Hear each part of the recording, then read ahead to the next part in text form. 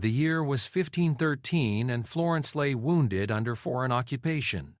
In a modest villa outside the city walls, a man once powerful enough to command armies and negotiate with kings now tended to his small garden and wrote letters that would echo through centuries. Niccolò Machiavelli, stripped of his position as Secretary of the Florentine Republic, had discovered something profound in his fall from grace. The most dangerous truths are those we reveal too freely. As autumn leaves scattered across the courtyard of his Sant'Andrea estate, Machiavelli reflected on the conversations he had witnessed in the corridors of power, the confessions whispered in moments of weakness, and the fatal mistakes made by those who trusted too much. The candlelight flickered across his weathered face as he dipped his quill into ink, beginning what would become his most personal and perhaps most valuable counsel. The 5 secrets that once revealed could destroy any person, regardless of their station or strength. These were not mere observations born from academic study, but hard-won wisdom earned through watching empires crumble, alliances shatter, and brilliant minds reduced to ruin, all because someone, somewhere, had spoken one truth too many. The morning mist hung low over the Tuscan hills as Machiavelli walked the perimeter of his property, a ritual he had adopted since his exile began. It was during these solitary walks that his mind worked best, turning over the complexities of human nature like a farmer examining soil before planting.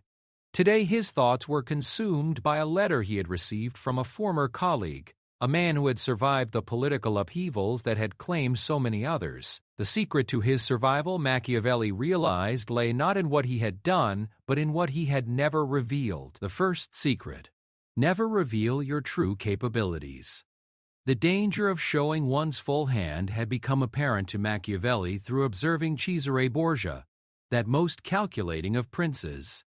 During their first meeting in 1502, when Machiavelli served as Florence's envoy, he watched as Borgia's enemies consistently underestimated him. They saw a young man, a papal bastard, elevated by his father's influence, and they failed to recognize the strategic brilliance that lay beneath the surface.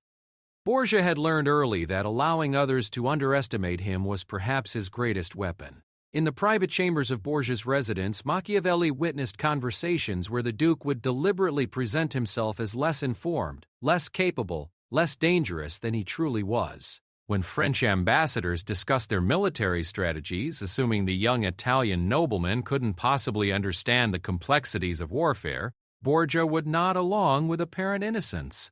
Yet later, in the privacy of his war room, he would demonstrate a mastery of tactical thinking that would have terrified those same French officials had they witnessed it. The principle revealed itself through countless examples across Machiavelli's experience. In the Palazzo della Signoria, he had observed how the most successful officials were often those who appeared competent but not exceptional. They were given responsibilities but not feared as threats. They accumulated power gradually, invisibly, while their more obviously talented colleagues found themselves either elevated too quickly and thus burned out or eliminated as potential rivals. The merchant families of Florence provided another illustration. The Medici had not survived and thrived for centuries by displaying their full wealth and influence openly. Instead, they mastered the art of appearing prosperous but not threatening. When they did reveal their true power, it was only when the moment was perfectly calculated for maximum effect and minimum resistance. Machiavelli recalled a conversation with Francesco Vettori, his friend and fellow diplomat, who had shared the story of his own rise through the ranks of Florentine administration. Vettori had deliberately cultivated an image of steady competence rather than brilliance, while others sought to impress their superiors with dramatic displays of their capabilities. When opportunities arose for advancement, he was seen as a safe choice rather than a threatening one. By the time his colleagues realized the extent of his political acumen, he was too well positioned to be easily removed. The psychological mechanism underlying this secret ran deeper than mere strategy. Humans, Machiavelli understood, were fundamentally uncomfortable with the unknown. When faced with someone whose true capabilities were hidden, they would create their own narrative, usually one that minimized the threat. This cognitive bias could be exploited by those wise enough to manage their public persona carefully. Yet the secret demanded careful calibration. Appearing too incompetent would result in being overlooked entirely. The art lay in presenting oneself as capable enough to be useful, but not so capable as to be feared. It required a performer's instinct for reading an audience and adjusting one's presentation accordingly. Machiavelli had seen brilliant minds destroy themselves by revealing too much too soon. There was Lorenzo di Pierfrancesco de' Medici, whose obvious intelligence and ambition made him a target for elimination. There was Piero Soderini, whose transparent honesty about his capabilities made it easy for opponents to plan against him. In contrast, those who survived the endless conspiracies and power struggles of Renaissance Italy were often those who had mastered the art of strategic mediocrity. The first secret, then, was about more than hiding one's abilities. It was about understanding that in a world where knowledge was power, being underestimated was often the greatest advantage of all. It was about recognizing that the moment others fully understood your capabilities was the moment they would begin to work against you with equal capability. The second secret: never reveal your network of information. The network of spies, informants, and allies that Machiavelli had built during his years as secretary was perhaps his greatest achievement and certainly his most closely guarded secret. As he sat in his study, reviewing coded letters from contacts throughout Italy, he understood that his survival depended entirely on others not knowing the extent of his intelligence network. Information, he had learned, was the ultimate currency of power. But unlike gold or land, information's value was inversely related to how many people knew you possessed it. The moment others understood the scope of your knowledge or the sources of your intelligence, they would either seek to turn your sources against you or eliminate those sources entirely. During his diplomatic missions, Machiavelli had perfected the art of appearing to know just slightly more than he should, while concealing the vast intelligence apparatus that fed him information. When negotiating with foreign powers, he would casually mention details that suggested good intelligence without revealing how extensive his network truly was. The effect was to make his counterparts cautious while preventing them from taking direct action against his sources. The case of Ramiro de Lorqua provided a chilling example of what happened when intelligence networks were exposed. De Lorqua, serving as Cesare Borgia's lieutenant in the Romagna, had built an extensive network of informants throughout the region. His effectiveness in maintaining order was directly proportional to his ability to know about potential problems before they manifested. However, when local nobles began to understand the extent of his surveillance, they systematically identified and eliminated his sources of information. Within months, de Lorqua found himself blind to the very conspiracies that would eventually lead to his downfall. Machiavelli's own network operated on principles of compartmentalization that he had learned from studying ancient Roman intelligence operations. Each source knew only what they needed to know, and most were unaware of the existence of others. Information flowed through multiple channels, allowing Machiavelli to verify intelligence through cross-referencing while protecting individual sources from exposure. The psychological dimension of this secret was complex. Humans naturally wanted to demonstrate their access to exclusive information as a way of establishing their importance and credibility. The temptation to hint at special knowledge, to suggest insider access, to impress others with the scope of one's intelligence was constant and dangerous. Machiavelli had watched countless individuals destroy their own networks by succumbing to this vanity. In the council chambers of Florence, he had observed how certain officials would attempt to enhance their status by revealing the sources of their information. They believed that demonstrating their access to high-quality intelligence would increase their perceived value. Instead, it made them targets. Once rivals understood how they gathered information, they could feed false intelligence through the same channels, monitor the network for their own purposes, or simply eliminate key sources to blind their competitor. The merchant families again provided instructive examples. The Medici Bank's intelligence network was legendary, stretching across Europe and providing early warning of political changes that could affect trade and investments. Yet the family survived for centuries precisely because outsiders could never quite determine how they knew what they knew. Their information was always attributed to business contacts or trade relationships, maintaining plausible deniability while protecting the true extent of their surveillance capabilities. Machiavelli's correspondence with Isabella d'Este illustrated the principle in action. The Marquise of Mantua was known throughout Italy for her ability to stay informed about political developments across the peninsula. Yet in her letters with Machiavelli, she was careful to present her knowledge as coming from rumors heard at court or gossip from traveling merchants. Both parties understood they were exchanging high-quality intelligence, but the fiction protected their respective networks. The second secret required not just discretion but active deception. It meant allowing others to believe your information came from obvious, visible sources while your real intelligence flowed through channels they couldn't see. It meant appearing lucky rather than well-informed, intuitive rather than methodical. Most importantly, it meant understanding that the moment your enemies could map your intelligence network was the moment they could use it against you. In a world where information was power, the sources of that information were the most valuable and most vulnerable assets anyone could possess. The third secret: never reveal your financial resources. Money. Machiavelli had learned through bitter experience inspired both dependence and resentment in equal measure. As he reviewed the account books of his modest estate, he reflected on the financial mysteries that had protected some men while the transparency of others had led to their destruction. The third secret was perhaps the most practical. Never let anyone know the true extent of your wealth, nor the depths of your poverty. The principle had revealed itself during his observations of the great banking families. The Medici, despite their enormous wealth, lived with careful modesty in their daily affairs. Their palaces were impressive but not ostentatious, their clothing fine but not extravagant.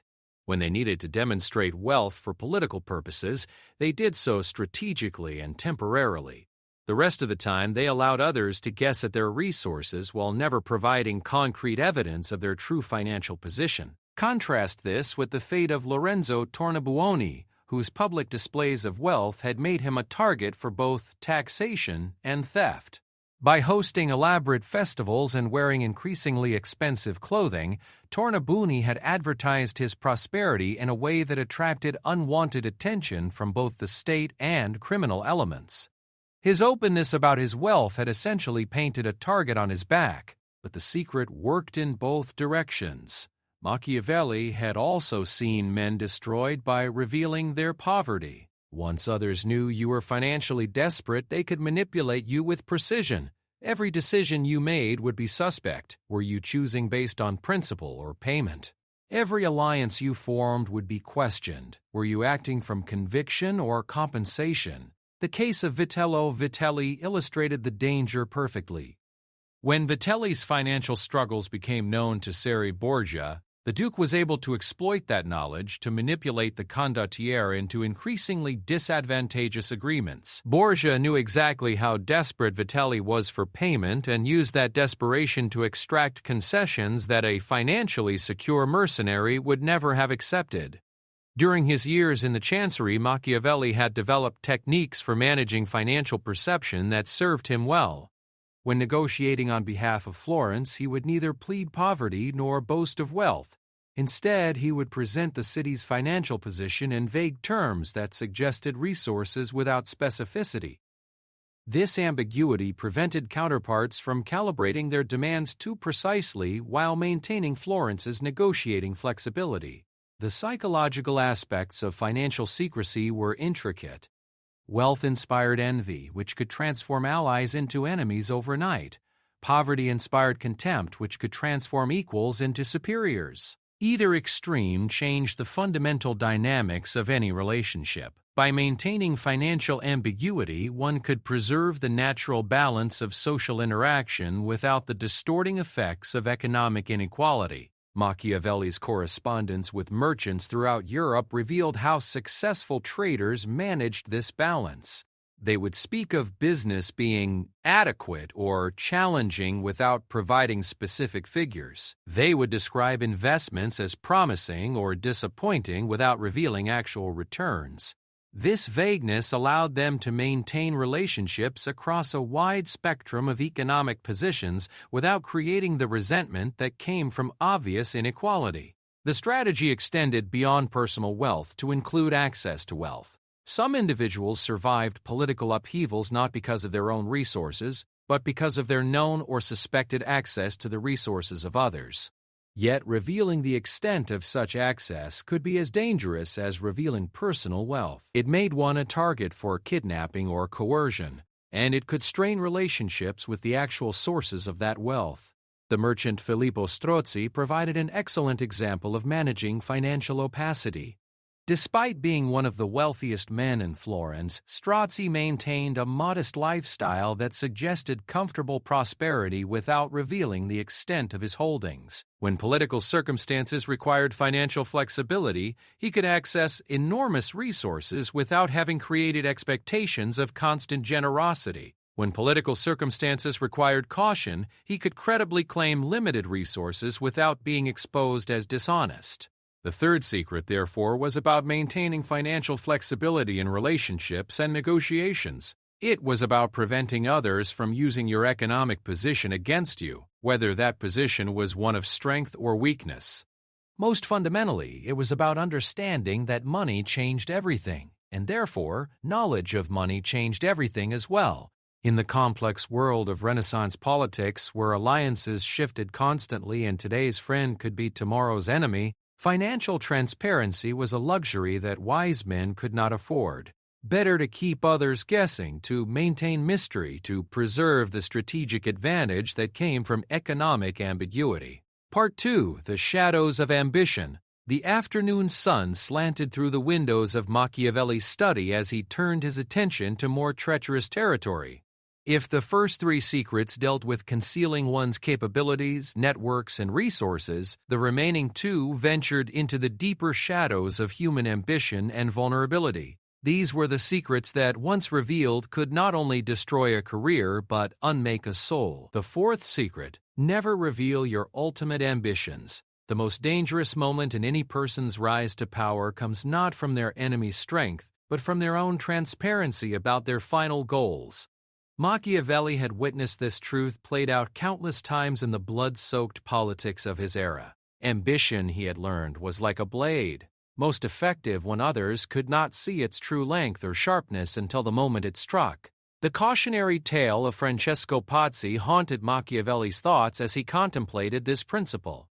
Pazzi's ultimate ambition had been clear to anyone willing to observe. He sought to replace the Medici as the dominant banking family in Florence. His transparent hunger for this position made him predictable, and predictability in politics was often fatal. The Medici could see every move coming because they understood his ultimate objective. When the Pazzi conspiracy finally erupted in 1478, it failed precisely because Lorenzo de' Medici had been able to anticipate it based on his understanding of what Pazzi ultimately wanted. In contrast, Lorenzo de' Medici himself exemplified the wisdom of concealing ultimate ambitions. While everyone knew he sought influence in Florence, the exact nature and extent of his political goals remained deliberately opaque. Did he want to be a power behind the throne, or did he aspire to eliminate the Republican structure entirely? His ambiguity kept both allies and enemies off balance, never quite certain how to position themselves relative to his true intentions. Machiavelli's own career provided a more modest example of the same principle.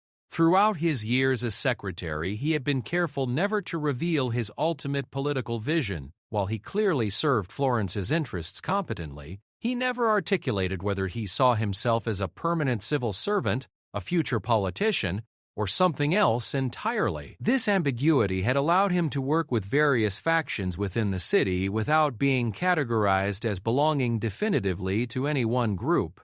The psychological mechanisms underlying this secret were rooted in human nature's competitive instincts.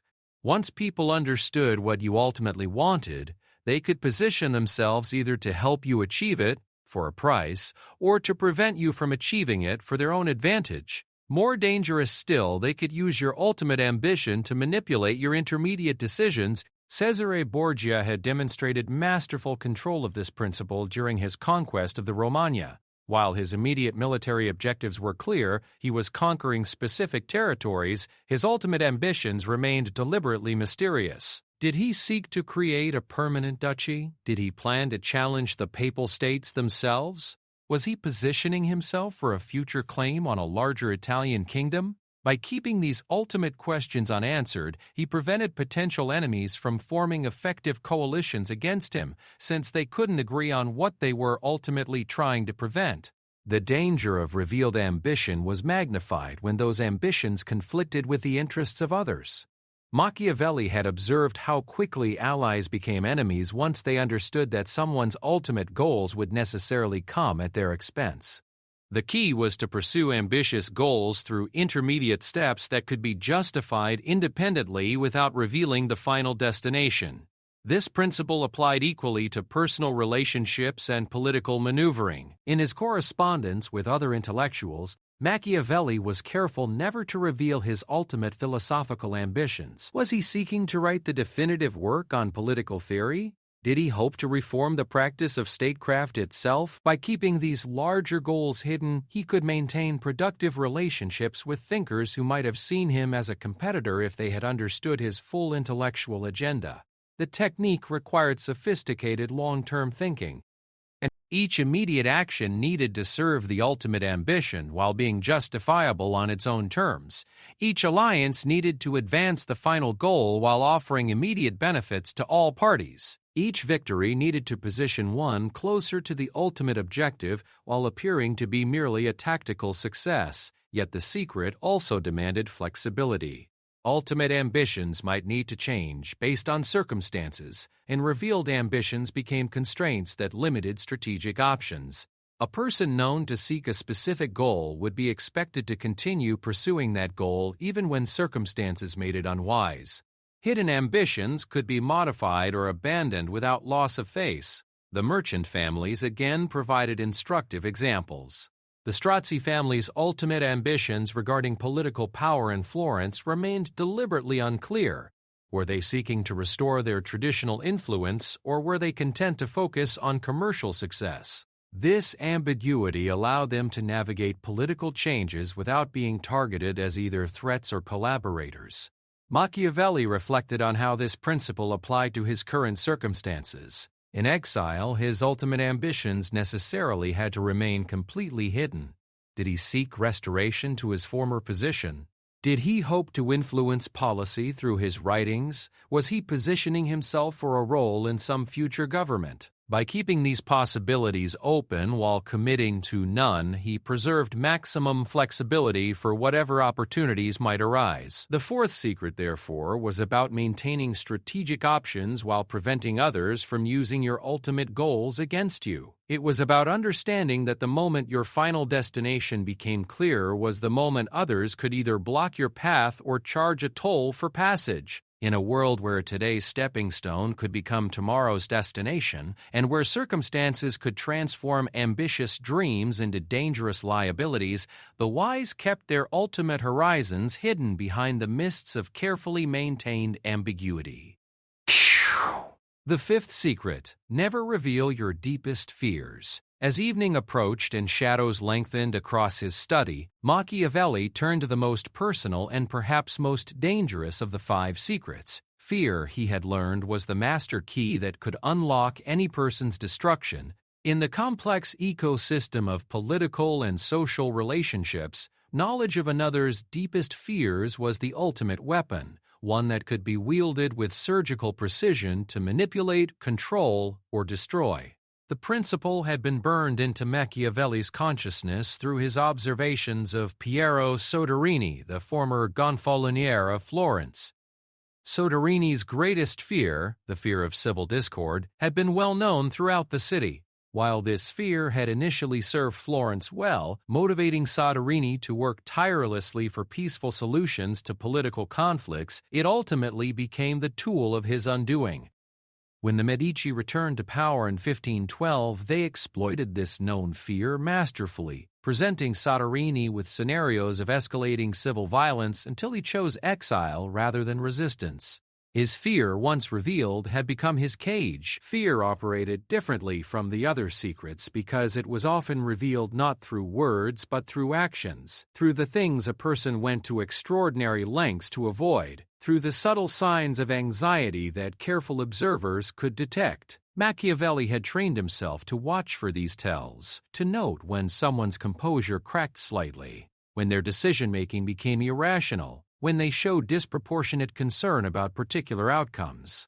The power dynamics of fear were intricate. A person's deepest fears usually related to their most valued possessions or relationships, their reputation, their family, their position, their safety, their legacy. These same things that gave life meaning also created the greatest vulnerabilities. The art lay in never letting others map these territories of vulnerability too precisely.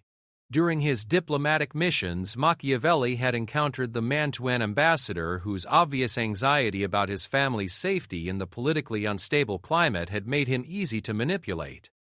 Opposing negotiators would casually mention news of violence in other regions, would suggest that political agreements might affect the security of various Italian cities, would paint pictures of potential instability. The ambassador's fear for his family's welfare became a lever that could be pulled to influence his negotiating positions. The psychological dimension of this secret was particularly complex because fear was often irrational, and irrational fears could be exploited even more effectively than rational ones. A man might logically understand that a particular threat was unlikely, but if it touched on his deepest anxieties, the emotional response could override rational analysis. Machiavelli recalled his analysis of various military commanders, noting how their battlefield behavior revealed their core fears. Some feared dishonor more than death, making them vulnerable to challenges to their courage. Others feared losses among their men more than tactical defeat, making them susceptible to threats against their soldiers. Still others feared being outmaneuvered strategically more than immediate tactical setbacks, making them vulnerable to complex deceptions. The key insight was that revealed fears became tools in others' hands. Once someone understood what you feared most, they could structure interactions to trigger that anxiety, could present you with choices designed to activate your fear responses, could manipulate your decision-making by threatening the thing you most wanted to protect. The merchant families demonstrated sophisticated understanding of this principle in their business dealings. Successful traders were careful never to reveal their fear of particular market changes, their anxiety about specific political developments, or their concern about certain competitive threats. This emotional opacity prevented counterparts from structuring deals in ways that exploited known anxieties. Yet managing the revelation of fear was particularly challenging because fear responses were often involuntary. The art lay in developing multiple layers of emotional control. First, awareness of one's own deepest fears. Second, recognition of when those fears were being probed or exploited. Third, techniques for managing the behavioral manifestations of fear even when the emotion itself could not be completely controlled. Machiavelli had developed personal practices for managing this challenge. He would deliberately expose himself to controlled versions of his fears in private, building tolerance and practiced responses.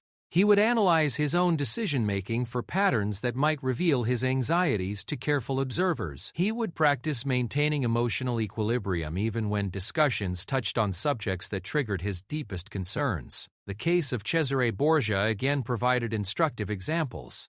Borgia's greatest fear appeared to be the loss of his father's support, since his entire position depended on papal backing. Yet Borgia was masterful at concealing the depth of this dependency, presenting himself as confident and self-sufficient even when operating in circumstances where papal withdrawal of support would have been catastrophic. The interplay between revealed fears and the other secrets was significant. Someone who knew your ultimate ambitions could threaten them to activate your fears. Someone who understood your financial position could create scenarios that triggered anxiety about economic security. Someone who had mapped your intelligence network could threaten your sources to exploit your fear of losing informational advantage. In his current circumstances, Machiavelli was acutely aware of his own vulnerabilities. His fear of permanent irrelevance, his anxiety about his family's economic security, his concern about his intellectual legacy, all of these could potentially be exploited by those who might offer him opportunities for restoration to influence. The challenge was to pursue such opportunities without revealing the depth of his anxiety about his current marginalized position. The fifth secret, therefore, was about more than maintaining emotional privacy. It was about preserving the psychological freedom necessary for rational decision-making. It was about preventing others from gaining access to the emotional levers that could override logical analysis. Most fundamentally, it was about understanding that in a world where knowledge was power, self-knowledge was both the greatest strength and the greatest vulnerability. As candlelight flickered across the pages of his manuscript, Machiavelli understood that he was documenting not just political wisdom, but human wisdom. These 5 secrets were not merely about surviving in the halls of power. They were about maintaining autonomy in any relationship where others might seek to gain advantage. Part 3. The Discipline of Silence. The night was deep when Machiavelli set down his quill and contemplated the weight of what he had written. The 5 secrets were not merely intellectual exercises, but practical disciplines that required constant vigilance and sophisticated self-control. As he reflected on his years of observation and experience, he understood that knowing these secrets was only the beginning. The true challenge lay in living them. The discipline required to maintain these secrets was multifaceted and demanding. It meant developing an acute awareness of one's own tendencies toward revelation, understanding the psychological pressures that push toward dangerous honesty, and cultivating the social skills necessary to deflect curiosity without creating suspicion. Each social interaction became a tactical encounter requiring careful navigation. Conversations with friends demanded different techniques than negotiations with enemies. Family relationships required different approaches than professional associations. The art lay in maintaining authentic connections while protecting essential mysteries. Machiavelli had learned to structure his conversations proactively, steering discussions toward topics where he could be genuinely open while avoiding territories that touched on the 5 secrets. He had developed techniques for answering questions without actually revealing information, for appearing forthcoming while remaining strategically opaque. The psychological cost of this discipline was real and significant. Humans were social beings who naturally sought connection through shared vulnerability and mutual revelation. The 5 secrets demanded a certain strategic loneliness, a careful distance that preserved safety while potentially sacrificing intimacy. Yet Machiavelli had also observed that those who mastered this discipline often found deeper and more genuine relationships than those who revealed everything indiscriminately. When trust was earned gradually and tested over time, when friendship developed without the distorting effects of known vulnerabilities, the resulting bonds were often stronger and more enduring. The merchant families again provided examples of how this balance could be maintained across generations. Their business relationships spanned decades and continents precisely because they had learned to be trustworthy without being transparent, reliable without being vulnerable. They could maintain long-term partnerships while protecting the information that could be used against them. The educational implications of the 5 secrets were profound. Parents needed to teach their children not just moral virtues, but strategic wisdom. Young people entering the worlds of politics, business, or any other competitive arena needed to understand these principles before they made costly mistakes. Yet the secrets also needed to be balanced against other virtues. Excessive secrecy could become paranoia. Strategic opacity could transform into antisocial deception. The art was in applying these principles judiciously, maintaining essential mysteries while remaining fundamentally honest and reliable. Machiavelli reflected on the examples of those who had failed to master this balance. Some had become so secretive that they inspired suspicion and hostility. Others had been so transparent that they became easy targets. The most successful individuals were those who had learned to be selectively opaque, revealing enough to build trust while concealing enough to maintain security. The seasonal nature of secrecy also required consideration. Information that needed to be protected absolutely in one circumstance might be safely revealed in another. Political secrets that were dangerous during times of upheaval might be acceptable to share during periods of stability. The discipline required constant recalibration based on changing circumstances. In his correspondence with former colleagues, Machiavelli practiced these principles actively. His letters were warmly personal while revealing nothing that could be used against him if they fell into hostile hands. He expressed genuine friendship while maintaining strategic distance. He shared his thoughts on literature and philosophy while keeping his political ambitions carefully hidden. The technological dimensions of secrecy were evolving even in Machiavelli's time. The growing sophistication of postal systems meant that written communications could be intercepted more easily. The increasing complexity of banking meant that financial transactions could be tracked more systematically. Each technological advance created new challenges for maintaining the five secrets. Yet technology also created new opportunities. The same postal systems that posed risks also enabled more sophisticated methods of concealing information. The same banking systems that increased transparency also allowed for more complex arrangements that could hide true financial positions. The international dimensions of secrecy were particularly relevant for someone of Machiavelli's background. What could be safely revealed in one political culture might be dangerous in another. Information that was acceptable to share with Italian allies might need to be concealed from French counterparts. The discipline required cultural sophistication and international awareness.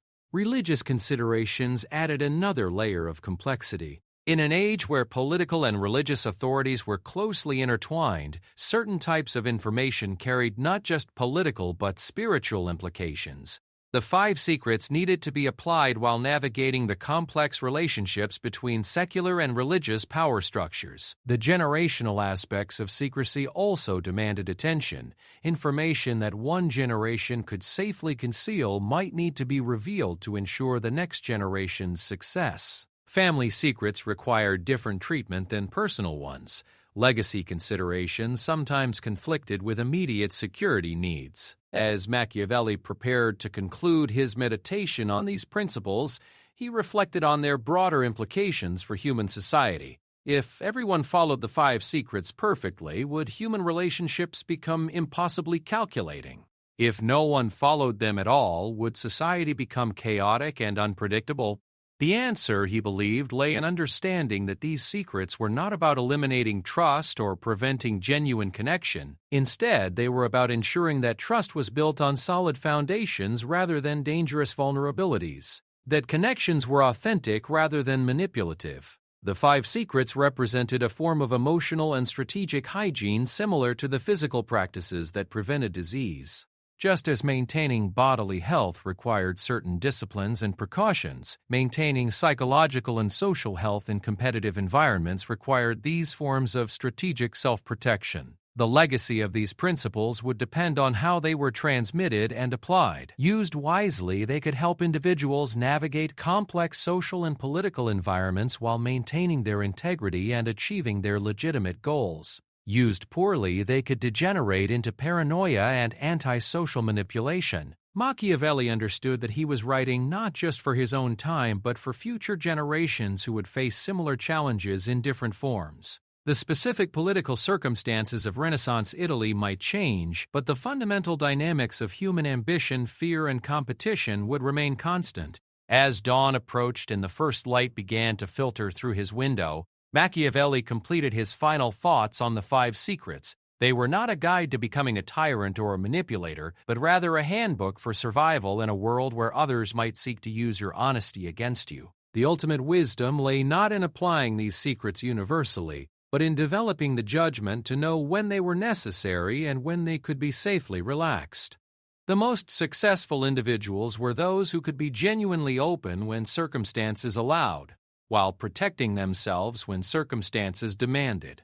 The five secrets, concealing true capabilities, hiding intelligence networks, maintaining financial ambiguity, obscuring ultimate ambitions, and protecting deepest fears, formed a comprehensive system of strategic self-protection.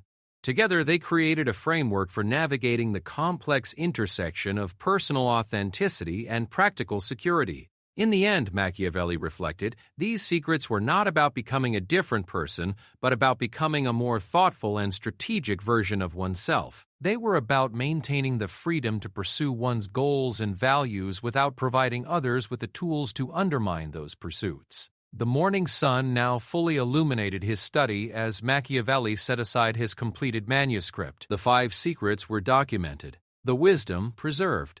Whether future readers would have the discipline to apply these principles wisely remained to be seen. But the knowledge itself would endure, waiting for those with the courage to embrace both the power and the responsibility that came with understanding the deeper currents of human interaction. In the complex dance of human relationships, where information was power and vulnerability was risk, these 5 secrets offered a form of protection that was both practical and profound. They represented not cynicism about human nature, but rather a mature understanding of the need for strategic boundaries in a world where others might not always have one's best interests at heart. The discipline of maintaining these secrets was itself a form of character building, requiring self-awareness, emotional control, and sophisticated social intelligence. In mastering these principles, individuals could develop not just strategic advantages, but genuine wisdom about the complexities of human nature and the requirements of effective leadership in any arena.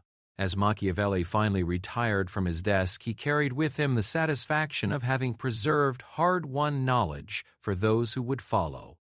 The 5 secrets were his gift to future generations, not a cynical guide to manipulation, but a realistic handbook for maintaining autonomy and achieving legitimate goals in a world where strategic intelligence was essential for survival and success.